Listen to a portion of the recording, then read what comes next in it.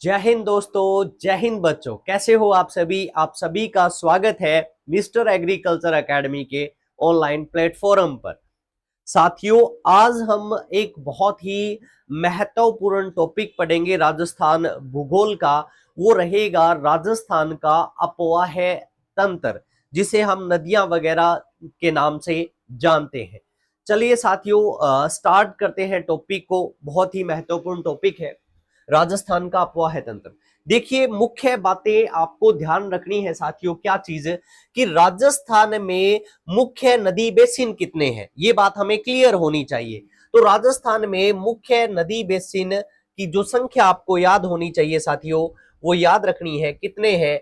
तो 15 है साथियों। कितने हैं? 15। इसे अच्छे से आप ध्यान रखिएगा। और यदि उप नदी बेसिन हमसे पूछ ले तो वो आपको याद रखने हैं साथियों। कितने हैं? 58 हैं। कितने हैं? 58 है। वो आपको क्लियरली याद करना। और सूक्ष्म जल ग्रहण क्षेत्र ये पूछे तो हमसे, तो आपको ध्यान रखना है कितने हैं? 541 है साथियों। ठीक है, उम्मीद करता हूं ये आप याद रखेंगे कि मुख्य नदी बेसिन कितने हैं? 15 है। और उप नदी बेसिन कितने हैं? 58 है। और सूक्ष्म जल ग्रहण क्षेत्र कितना है? 541 है। ठीक है, ये अच्छे से आपको याद रखना है भी। मुख्य नदी बेसिन कितने हैं? 15। आगे बढ़ते हैं। देखिए, फिर उसके बाद में जैसे हम ये पढ़ते हैं कि राजस्थान का भारत के क्षेत्रफल में कितना प्रतिशत योगदान है, भारत की जनसंख्या में कितना योगदान है, उसी तरीके से हम ये पढ़ेंगे कि भारत के सतही जल और भूमिगत जल में, है ना, राजस्थान का योगदान कितना है। ये बात अच्छे से ध्यान रखिएगा साथियों कि सतही जल में जो योगदान रहता है वो रहता है 1.16%, या मैं डायरेक्ट बोलूं तो 1.16। सह से सतही जल और सह से 16, 1.16। और भूमिगत जो जो जल है उसमें योगदान 1 पॉइंट कितना रहता है? 69 रहता है, यानी कि 69% रहता है। इस बात को याद रखना। बड़ी बड़ी बात ये याद रखनी है कि भारत का 1% जल किसके पास है? राजस्थान के पास है। अब एग्जैक्ट याद करें तो याद कीजिएगा, सही जल 1.16 है और भूमिगत जल 1.69 है। ठीक है, अच्छे से क्लियर करना। उसके बाद में देखिए, एक बात आती है कि राजस्थान के अपवाह तंत्र की प्रमुख विशेषता बता दीजिए। ठीक है, क्या विशेषता है?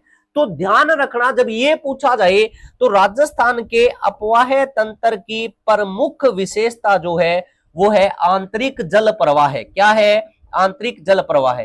यानी कि राजस्थान की लगभग 60% है ना, 60% नदियां ऐसी हैं जो अपना जल किसी सागर, किसी महासागर में न ले जाकर क्या है, वो स्थल भाग में ही क्या हो जाती है? खत्म हो जाती हैं। इसे बोलते हैं आंतरिक जल प्रवाह। ठीक है, तो ये हमारे जो अपवाह तंत्र है इसकी प्रमुख विशेषता मानी जाती है। ये बात आपको अच्छे से लर्न करनी है साथियों। चलिए आगे बढ़ते हैं। उसके बाद में राजस्थान में अपवाह प्रणाली, यानी कि राजस्थान के अपवाह को कितने भागों में बांटा जाता है। ठीक है, तो ध्यान रखना, राजस्थान की जो नदियां हैं, है ना, वो अपना जो पानी है जहां लेके जाती हैं, उस हिसाब से जो राजस्थान की अपवाह प्रणाली है इसे 3 भागों में बांटा गया है। ठीक है, कौन कौन सा है? तो याद रखिएगा, ऐसी नदियां जो अपना पानी कहां लेके जाती हैं? अरब सागर। ठीक है, अरब सागर में, ठीक है, याद रखना, गिरने वाली नदियां, गिरने वाली नदियां, यानी कि वो नदियां जो अपना पानी कहां लेके जाती हैं? अरब सागर में लेके जाती हैं, वो इसमें शामिल होंगी। उसके बाद में दूसरी है बंगाल की खाड़ी वाली, बंगाल की खाड़ी वाली नदियां, यानी कि जो अपना पानी बे ऑफ बंगाल में लेके जाती हैं, उन नदियों को किस अपवाह में रखा जाता है? बंगाल की खाड़ी में। और तीसरा यदि हम देखें, जो अपने यहां की विशेषता है वो कौन सी है? आंतरिक प्रवाह, आंतरिक प्रवाह की नदियां। तीसरी कौन सी है? आंतरिक प्रवाह की नदियां हैं, जो आपको याद रखनी है साथियों। ठीक है, कौन कौन सी? तो अपवाह प्रणाली को कितने भागों में बांटा गया? 3 में, अरब सागर, बंगाल की खाड़ी और आंतरिक प्रवाह वाली, याद रखिएगा। इसके बाद में साथियों आपको याद करना है कि अरब सागर में गिरने वाली जो नदियां हैं, है ना, वह हमारे कुल अपवाह का कितना प्रतिशत है? तो ध्यान रखना, अरब सागर वाली जो है वो 17% योगदान है, 17% अरब सागर में गिरने वाली है। ठीक है, उसके बाद में बंगाल की खाड़ी में गिरने वाली जो नदियां हैं वो कुल अपवाह का कितना प्रतिशत है, 23% है। और ध्यान रखना आंतरिक प्रवाह वाली कितनी है, वो है 60%। कितना प्रतिशत, 60। तो अपवाह तंत्र की प्रमुख विशेषता क्या थी, आंतरिक प्रवाह था। ठीक है, आंतरिक जल प्रवाह था, और हमारी 60% नदियां हैं वो आंतरिक जल प्रवाह की है। ठीक है, अब देखना पहले नंबर पे ए से अरब सागर और 1 वाला यानी कि 17, और बी से बंगाल यानी कि 2 वाला 23, याद रखना। ठीक है, 17 अरब सागर में है और 23% वो किस में है, बंगाल की खाड़ी में है। इसको आपको अच्छे से क्या करना है, लर्न करना है साथियों। चलिए आगे बढ़े। उसके बाद में देखिए ये बहुत ही इंपॉर्टेंट क्वेश्चन बनता है यहां से, इसे हमें याद रखना है। देखो क्या है, राजस्थान की प्रमुख नदी प्रणाली, ओके, और उसका जल ग्रहण क्षेत्र, यानी कि हमसे यह पूछा जा सकता है कि राजस्थान की कौन सी नदी ऐसी है जिसका जल ग्रहण क्षेत्र क्या है, सर्वाधिक है। ठीक है, तो हम क्या कुछ एक टेबल के रूप में याद कर सकते हैं, यानी कि एक तो आपको याद रखना है क्या, नदी प्रणाली यानी कि नदी का नाम। ठीक है, और यदि हम याद कर पाए तो उनका जल ग्रहण क्षेत्र, क्या याद करोगे, जल ग्रहण क्षेत्र हमें याद करना है। जैसे देखिएगा राजस्थान की नदियों में सर्वाधिक जल ग्रहण क्षेत्र जो है वो है लूणी नदी का। किसका है भी, लूणी नदी का है, याद रखिएगा। कितना जल ग्रहण क्षेत्र है, तो याद रखना है 69302। क्या ध्यान रखोगे, 69302 किलोमीटर स्क्वायर में क्या है, जल ग्रहण क्षेत्र है। बताओ याद करोगे, राजस्थान की नदियों में सर्वाधिक जल ग्रहण क्षेत्र किसका है भी, तो आप कहेंगे लूणी का है। किसका है, लूणी का है। ठीक है, उसके बाद में याद रखिएगा दूसरे नंबर पे आती है बनास। कौन सी आएगी, बनास। और याद रखिएगा तीसरे नंबर पे यदि हम बात करें तो कौन सी नदी आएगी, चंबल। देखो पहले पे सबसे ज्यादा जल ग्रहण क्षेत्र किसका है, लूणी का है। दूसरे पे कौन सी है, बनास है। तीसरे पे कौन सी है, चंबल है। ठीक है, और चौथे पे कौन सी है, माही। कौन सी है, माही है। ठीक है, और पांचवे पे कौन सी है, तो बाण गंगा है। बस इतनी आप याद कर लेना। सर्वाधिक जल ग्रहण क्षेत्र किसका है, लूणी का है। कितना है, तो याद रखिएगा 69302। अब उसके बाद में हम बात करें दूसरी बनास, इसका कितना है, तो 47,060। कितना है, 47,060 किलोमीटर स्क्वायर है। यानी कि पहले का 69,1000 है, दूसरे का 47,1000 है। हमें ये याद करना है, एग्जैक्ट याद करने की जरूरत नहीं है। पहले का कितना बोलो, 69, दूसरे का कितना बोलो, तो आप कहेंगे लगभग कितना हुआ, 47,1000। ठीक है, उसके बाद में तीसरे का कितना है, लगभग 31,1000 है। कितना है, 31,1000 है। ठीक है, ये चीज ध्यान रखना। और यदि एग्जैक्ट याद करें तो कितना रहता है, 31,243 किलोमीटर स्क्वायर रहता है। ठीक है, तो हमें याद रखना है सबसे ज्यादा जल ग्रहण क्षेत्र किसका है, लूणी, फिर उसके बाद में बनास, फिर चंबल और माही। ये क्वेश्चन पूछ लिया जाता है हमसे कि जल ग्रहण क्षेत्र के आधार पर जो नदियां हैं उनका आरोही और अवरोही क्रम लिखे। तो आप ध्यान रखना सबसे ज्यादा जल ग्रहण क्षेत्र लूणी का, दूसरे नंबर पे बनास, तीसरे पे चंबल, चौथे पे माही और पांचवें पे कौन सी है, बाणगंगा है साथियों। चलिए आगे बढ़ते हैं। उसके बाद में देखिएगा हम पहला यानी कि अपवाह तंत्र को हमने 3 भागों में बांट दिया था। हम फर्स्ट जो पार्ट है अरब सागर में गिरने वाली जो नदियां, यानी कि ऐसी नदियां जो अपना पानी अरब सागर में लेके जाती हैं, वो नदियां शामिल होंगी। ठीक है, उसके बारे में हम पढ़ते हैं। देखिएगा पहली बात आप याद रखना, अरब सागर में गिरने वाली जो नदियां हैं उनको हम 2 भागों में बांटते हैं। कौन सी, ऐसी नदियां जो अपना पानी जो है वो लेके जाती हैं कच्छ के रण में। कहां लेके जाती हैं, कच्छ के रण में। यानी कि एक तो हो गई कच्छ के रण में गिरने वाली नदियां। दूसरी नदियां वो है जो अपना पानी कहां लेके जाती हैं, खंबात की खाड़ी में। कहां लेके जाती हैं, खंबात की खाड़ी, यानी कि खंबात की खाड़ी में गिरने वाली नदियां। ये भी ध्यान रखना, बहुत बार क्वेश्चन आता है, कच्छ के रण और खंबात की खाड़ी। अब आपको याद रखना है कौन सी नदियां जो कच्छ के रण में अपना जो जल है वो लेके जाती है, अरब सागर में गिरने वाली कच्छ के रण वाली।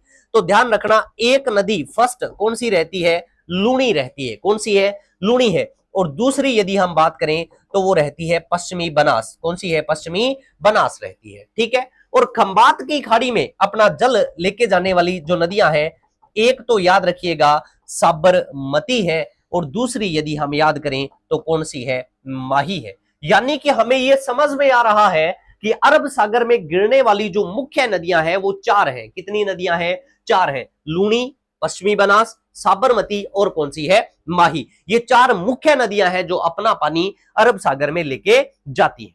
ठीक है, अब यदि हम और आगे बढ़े यानी कि इनकी सहायक नदियों को भी बात करें तो देखिएगा अपने एक एक करके याद कर सकते हैं। जैसे लूनी की सहायक नदियां, ठीक है, और कौन सी नदियां वो इसी में कंसल्ट होंगी। इसकी सहायक नदियां देखिए, एक तो है सूकड़ी, कौन सी है, सूकड़ी, ठीक है। फिर कौन सी है, बांडी, ओके। उसके बाद में याद रखिएगा खारी। फिर कौन सी है, जोजड़ी है, कौन सी है, जोजड़ी। फिर कौन सी है, जवाई है, ओके। फिर कौन सी है, मीठड़ी है, और फिर कौन सी है, लीलड़ी है, कौन सी है, लीलड़ी है। अब देखो ये जो नदियां हैं ये लूनी की सहायक नदियां हैं, यानी कि लूनी के माध्यम से अपना पानी कहां लेके जा रही हैं, कच्छ के रण में। तो ये भी हमें याद रखना है, ये भी कौन से में आ गई, अरब सागर में आ गई। ठीक है, आप कहेंगे कि सर ये नदियां याद कैसे करें।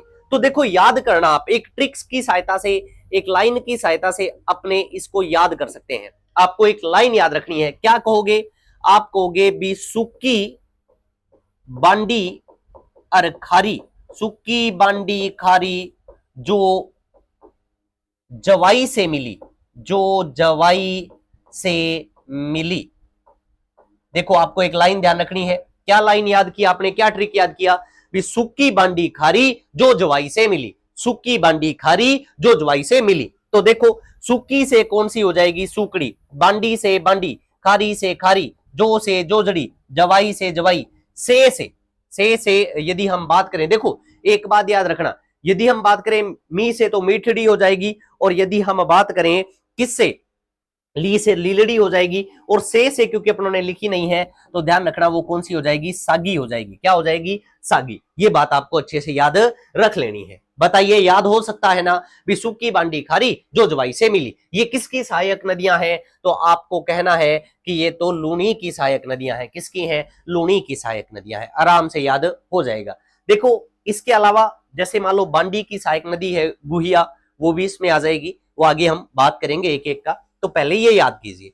उसके बाद में जैसे देखिए पश्चिमी बनास, पश्चिमी बनास की एक ही सहायक नदी है, वो कौन सी है, वो है सूकली, कौन सी है, सूकली, जिसे सीपू के नाम से जानते हैं। किस नाम से जानते हैं, सीपू। देखो सूकड़ी किसकी सहायक है, सूकड़ी तो लूनी की सहायक है, लेकिन सूकली किसकी सहायक है, वो पश्चिमी बनास की है। ये बात आपको अच्छे से लर्न करनी है, ठीक है। उसके बाद में देखिएगा हम बात करेंगे साबरमती के साथ अपना जल लेके जाने वाली या साबरमती की सहायक नदियां, ठीक है। तो साबरमती की सहायक नदियों में देखो एक नदी तो है वेतरक, कौन सी है, वेतरक। एक कौन सी है, सेई। फिर है हथीमती, फिर है हरनव, हरनव। फिर है मेशवा, फिर है माजम, कौन सी है, माजम। फिर है वाकल, कौन सी है, वाकल। और ध्यान रखना वाकल की ही सहायक नदी है वो है मानसी, वाकल की सहायक नदी है मानसी, यानी कि साबरमती की उप सहायक नदी हो गई, ठीक है। ये याद करना साबरमती में। अब देखो जैसे हमने याद किया सुक्की बांडी खारी जो जवाई से मिली, ये किसकी सहायक नदियां हैं, लूनी की। उसी तरीके से हम साबरमती की सहायक नदियों को भी एक ट्रिक की सहायता से, एक लाइन की सहायता से याद कर सकते हैं।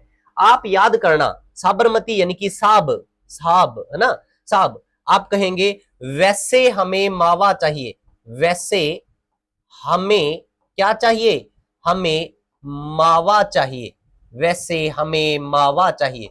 याद करना साबरमती की सहायक नदियों के लिए वैसे हमें मावा चाहिए। देखो वे से वेत्रक, से सई, है से हरनव और हथीमती, में से मेशवा, मां से माजम और वा से वाकल। और वाकल की सहायक नदी मानसी, वो भी साबरमती की उप सहायक नदी हुई। ये बात आपको अच्छे से लर्न करनी है साथियों, ठीक है। उसके बाद में आता है माही, किसका जिक्र आता है? माही। और माही की सहायक नदियों में यदि हम बात करें तो कौन कौन सी है? देखो याद रखना, एक तो है एराव नदी, जिसे हम ईरू के नाम से जानते हैं, एराव या ईरू, ठीक है। दूसरी है वो है अनास, तीसरी है चाप, ठीक है। कौन सी है? चाप, याद रख लेंगे कौन सी है? चाप है। उसके बाद में ध्यान रखना कौन सी रहेगी? मोरेन, फिर है सोम, और फिर है जाखम। ये हमें कैसे याद रहेंगी? तो जैसे हमने देखो सुक्की बांडी खारी जो जवाई से मिली, लूणी की है, वैसे हमें मावा चाहिए, साबरमती की है। माही की कैसे याद करेंगे? तो माही की सहायक नदियों के लिए आप एक लाइन याद करना, ए अन्ना, ए अन्ना, ठीक है। चार पाई में सो जा, ए अन्ना चार पाई में सो जा, ए अन्ना चार पाई में सो जा, ये माही की सहायक नदियां हैं। ए से कौन सी रहेगी? एराव, अन्ना से अनास, चार पाई से चाप, में से मोरेन, सो से सोम, और जा से जाखम। इसको आपको अच्छे से याद रखना है। देखिएगा किस तरीके से सहायक नदियां आप आसानी से याद कर सकते हैं साथियों। चलिए आगे बढ़ते हैं। नेक्स्ट देखिएगा लूणी नदी। देखिए हमने अरब सागर में चार मुख्य नदियों का जिक्र किया, लूणी है, पश्चिमी बनास है, साबरमती है, और कौन सी है? माही है। तो हम अरब सागर में गिरने वाली नदियों में सबसे पहले जो नदी पढ़ेंगे वो पढ़ेंगे लूणी नदी के बारे में साथियों। देखिएगा पहली बात जो हमें लर्न करनी होती है, इसका उद्गम। तो देखिएगा इसका उद्गम होता है नाग पहाड़ी से। कहां से होती है? नाग पहाड़ी, जो कि अन्ना सागर झील के पास है, अन्ना सागर झील के पास है, झील के पास, ठीक है। और ये है कहां पे साथियों? तो याद रखिएगा अजमेर में। कहां पे है? अजमेर में। तो लूणी का उद्गम कहां से होता है? नाग पहाड़ी से। कहां से होता है? नाग पहाड़ी से, ठीक है। उसके बाद में संगम, यानी कि अपना पानी कहां लेके जाती है? तो हमने पढ़ा कि ये अपना पानी जो है वो कच्छ के रण में ले जाती है, यानी कि गुजरात में लेके जाती है, कच्छ के रण गुजरात में ले जाती है, ठीक है। उसके बाद में क्वेश्चन आता है इसकी लंबाई, इसकी लंबाई। तो इसकी लंबाई जो रहती है वो 495 किलोमीटर कुल लंबाई रहती है। लेकिन ध्यान रखिएगा राजस्थान में इसकी जो लंबाई है वो 330 किलोमीटर है। टोटल लंबाई कितनी है? 495 है। और राजस्थान में यदि हम बात करें तो इसकी लंबाई कितनी रहती है साथियों? इसकी लंबाई जो है वो रहती है 330 किलोमीटर। उसके बाद में आगे बढ़ते हैं। देखिए अपवाह क्षेत्र साथियों, यानी कि ये कहां कहां से गुजरती है, इसका पानी कहां कहां कौन कौन से जिलों में जाता है। तो याद करते हैं साथियों। देखिए पहले क्या चीज है, अपने एक मैप बनाएंगे, एक फ्लो चार्ट बनाते हैं जिससे याद हो जाए। देखो आपको याद क्या करना है? आपको याद करना है अच्छे तरीके से कि एक पहाड़ी हमने बनाई है इस तरीके से, और ये जो पहाड़ी है ये है नाग पहाड़ी। कौन सी पहाड़ी है? नाग पहाड़ी। बात कर चुके हैं, कहां पे है? अजमेर में। अच्छे से याद करना, नाग पहाड़ी से एक नदी निकलती है, एक पॉइंट तक याद कीजिए, और यहां पे एक दूसरी नदी आके इसमें मिलती है जो कि पुष्कर की पहाड़ी से निकली थी, ठीक है। ये दोनों यहां आके मिलती हैं, ओके। और इसके बाद में ये आगे बढ़ जाती है। पहले यहां तक की स्टोरी को आप अच्छे से सुनिएगा साथियों। देखिए अजमेर की नाग पहाड़ी से एक नदी निकलती है जिसे हम किस नाम से जानते हैं? सागरमती के नाम से जानते हैं। और इसे ही क्या कहा जाता है? साकरी कहा जाता है। क्या कहा जाता है? साकरी कहा जाता है। हमसे पूछा जाए कि लूणी नदी को उद्गम स्थल पर किस नाम से जाना जाता है, तो सागरमती या साकरी के नाम से जाना जाता है। क्लियर ये बात? उसके बाद में ध्यान रखिएगा, पुष्कर की पहाड़ियों से एक जलधारा निकलती है जिसे हम बोलते हैं सरस्वती नाला। क्या बोलते हैं? सरस्वती नाला, जो अपना पानी पुष्कर झील में जो अपना पानी पुष्कर झील में डालते हुए आगे बढ़ती है, और एक जगह जहां पर ये दोनों मिल जाती हैं, ये जगह है गोविंदगढ़। कौन सी जगह है? गोविंदगढ़। गोविंदगढ़ कहां पे है? अजमेर में है। यहां पर दोनों अपना पानी लेके आती हैं, यहां मिलती हैं, और इसके बाद में इसका नाम क्या पड़ जाता है साथियों? इसका नाम पड़ जाता है लूनी। क्या बन जाता है? लूनी। ये बात आपको अच्छे से ध्यान रखनी है भी, गोविंदगढ़ के बाद इसका नाम क्या पड़ गया? लूनी नदी पड़ा। ठीक है, इतना उम्मीद करता हूं आपको याद होगा। अब देखिए इसके बाद में ये नदी आगे बढ़ती है, और ये कहां बहती है? ये बहती है नागौर में। छोटा छोटा अपने लिख लेंगे, कहां बही? ये नागौर में। ठीक है, नागौर के बाद में ये एंट्री करती है कहां पे? ब्यावर में।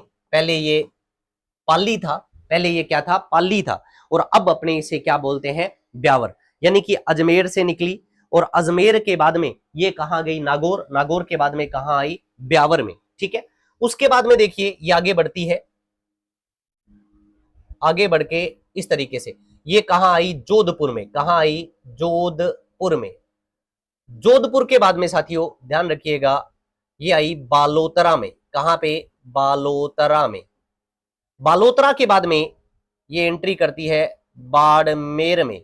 ठीक है, और बाड़मेर के बाद में ये जालोर में। कहां पे?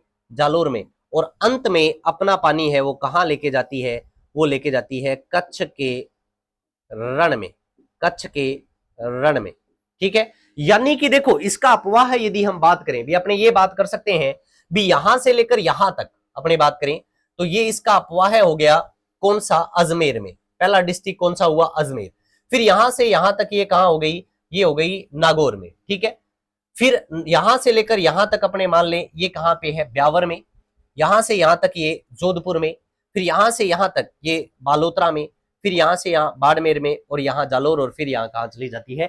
ये है कच्छ के रण में चली जाती है। ठीक है, तो इसका अपवाह है देखिए कहां का हुआ? अजमेर, नागौर, ब्यावर, जोधपुर, बालोतरा, बाड़मेर और जालोर में। ठीक है, हमसे यही पूछा गया कि इसका अपवाह है कहां कहां पे है, तो हमने पढ़ लिया है कि ये पहले कहां पे? अजमेर। अजमेर के बाद में नागौर। नागौर के बाद में पहले पाली जाती थी है ना, अब याद रखना ब्यावर। कहां पे? ब्यावर। ब्यावर के बाद में ये ध्यान रखिएगा जोधपुर। कहां पे? जोधपुर। ठीक है, अजमेर, नागौर, ब्यावर, जोधपुर। फिर उसके बाद में याद रखना बालोतरा। क्या ध्यान रखोगे? बालोतरा। फिर ध्यान रखना बाड़मेर, और अंत में याद रखिएगा जालोर। कहां पे? जालोर। ठीक है, तो 1 2 3 4 5 6 और 7, इसका अपवाह क्षेत्र जो है वो कितने जिलों में है? 7 में है। जो अपने पहले ब्यावर की जगह पाली रीड करते थे, ये ध्यान रखना। उसके बाद में देखिए इसका विस्तार, यानी कि कहां तक इस ये अपनी शाखाओं के साथ फैली हुई है, सहायक नदियों के साथ कहां तक जाती है, तो याद रखना इसका विस्तार जो है वो 13 जिलों में। देखो अपवाह है यदि हम बात करें 7 में, विस्तार कितने में?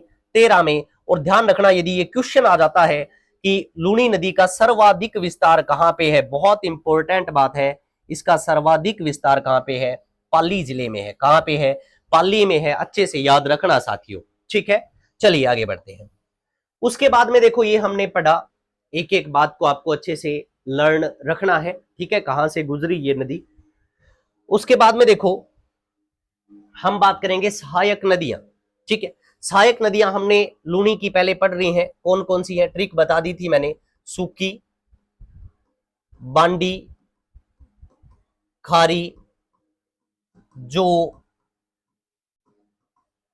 जवाई, से, मिली। ये बताई थी ट्रिक आपको, तो यही आपको लूनी की सहायक नदियां हैं, याद रखनी है। देखो कितने आसानी से हमने याद कर लिया। उसके बाद में देखो उपनाम। उपनाम महत्वपूर्ण, देखो इसे लवणवती कहा जाता है। लवणवती। इसे लवणाद्री कहा जाता है। लवणाद्री।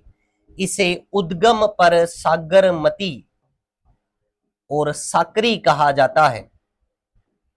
याद रह जाएगा। ध्यान रखना इसे आदि मीठी, आदि खारी नदी भी कहा जाता है। इसे मारवाड़, क्योंकि मारवाड़ में बहती है, मारवाड़ की गंगा, इसे पश्चिमी राजस्थान की गंगा, और गोडवाड़ क्षेत्र की नदी, इसके अपवाह को गोडवाड़ बोलते हैं, गोडवाड़ क्षेत्र की नदी, ये बात याद रखिएगा। लूनी नदी के अपवाह को क्या बोला जाता है? गोडवाड़ क्षेत्र बोला जाता है। गोडवाड़ी बोली जाती है, यहाँ पे गोडवाड़ क्षेत्र बोला जाता है। ठीक है, गोडवाड़ क्षेत्र की नदी। और ध्यान रखना, इसे कालिदास के द्वारा, कालिदास ने इसे क्या कहा? अंत सलीला कहा। ये बात भी हमें ध्यान रखनी है, कालिदास ने इसे क्या कहा? अंत सलीला। ये सारे इसके साथियों क्या है? उपनाम है, जो हमें लर्न करने हैं। उसके बाद देखिए नेक्स्ट आगे बढ़ते हैं। बालोतरा, साथियों लूनी नदी के संदर्भ में आपको बालोतरा की दो बातें याद रखनी है। कौन सी? देखो, एक तो बालोतरा यानी कि यहां आकर इसका जो पानी है वो क्या हो जाता है? खारा हो जाता है, एक बात।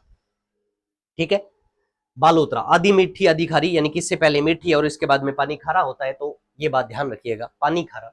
दूसरा, एक क्वेश्चन आता है साथियों कि यदि पुष्कर घाटी में अधिक बारिश होती है, पुष्कर की पहाड़ियों में अधिक बारिश होती है, तो कहां पे बाढ़ आती है? तो बालोतरा में क्या आ जाती है? बाढ़ आ जाती है। ये बात आपको ध्यान रखनी है, ये क्वेश्चन एग्जाम में पूछा गया है। फिर देखो, रेल या नाडा, ये क्या है? तो आप याद रखिएगा, जालोर में लूनी का अपवाह क्षेत्र जो है वो रेल या नाडा कहलाता है। ठीक है, उसके बाद में देखो नेहड़ क्या है, ये भी ध्यान रखना। ये याद रखिएगा कि कच्छ के रण से जुड़ा जालोर का भाग, जहां लूनी एक से अधिक धाराओं में बंट जाती है, धाराओं में बंटती है, वह दलदली भूमि बनाती है। दलदली भूमि, इसे क्या कहा जाता है? नेहड़ कहते हैं। ठीक है, ध्यान रखना भी क्या है भी, कच्छ के रण में मिलने से पहले जो लूनी है वो बहुत सी धाराओं में बंट जाती है और वहां पे दलदली भूमि बन जाती है, जिसे क्या बोलते हैं? नेहड़ कहते हैं। ठीक है, सेवज क्या है? देखो, तो ये ध्यान रखना, लूनी के अपवाह में जो दलदली भूमि है, दलदली भूमि है में जो खेती की जाती है, लूनी के अपवाह में भी, लूनी के अपवाह में जो दलदली भूमि बनी उसमें जो खेती की जाती है उसको हम क्या कहते हैं? सेवज कहते हैं। ये बात भी हमें अच्छे से ध्यान रखनी है साथ। चलिए आगे है जवाई बांध। देखो, बहुत ही इंपॉर्टेंट, जवाई नदी इसकी सहायक नदी है। ठीक है, जो कि बाली पाली गोरिया गांव की पहाड़ियों से निकलती है। ओके, और इस पर सुमेरपुर पाली में एक जवाई बांध बना हुआ है। तो ध्यान रखना, जवाई बांध कहां पे है? सुमेरपुर पाली में। इसे मारवाड़ का अमृत सरोवर कहा जाता है। ये अपनी यहाँ की सबसे बड़ी पेयजल परियोजना है और इससे जो जलापूर्ति होती है, ये बहुत इंपॉर्टेंट बात है, कहां होती है? तो पाली में, जालोर में और जोधपुर में। जवाई बांध से जलापूर्ति कहां की जाती है? तो पाली, जालोर और जोधपुर में। और एक बात और ध्यान रखना, यदि जवाई बांध में जल की कमी हो जाए तो सेई जल सुरंग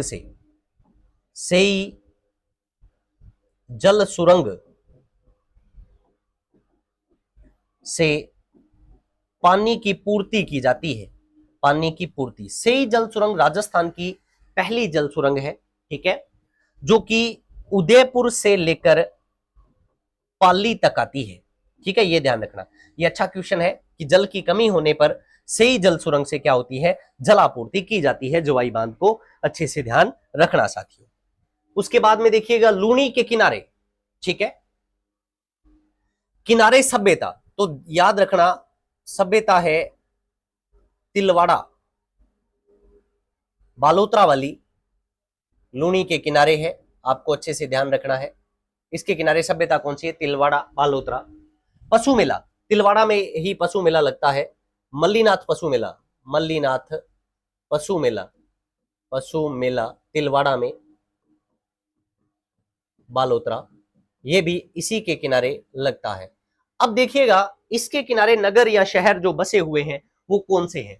तो देखो, एक तो हमने पढ़ा था गोविंदगढ़, जहां पर सरस्वती नाला और सागरमती आके मिलती है, गोविंदगढ़, ठीक है, अजमेर में, वो भी इसी के किनारे है।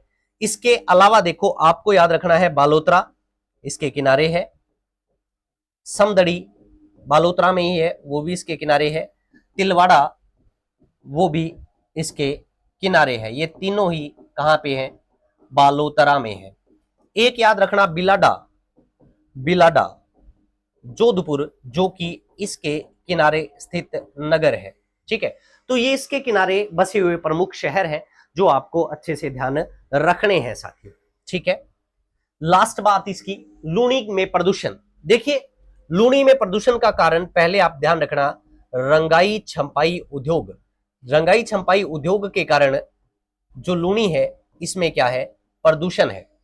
और ये जगह जो हम बात करें कहां पे प्रदूषण हो रहा है, तो याद रखना ये बालोतरा का, ये जसोल का और पाली, जसोल पाली, ठीक है, बालोतरा जसोल पाली, यहां पे प्रदूषण है और जिसके कारण लूनी में प्रदूषण फैल रहा है, और ये रंगाई छंपाई उद्योग के कारण है। ये आपको अच्छे से ध्यान में रखना है साथियों, ठीक है।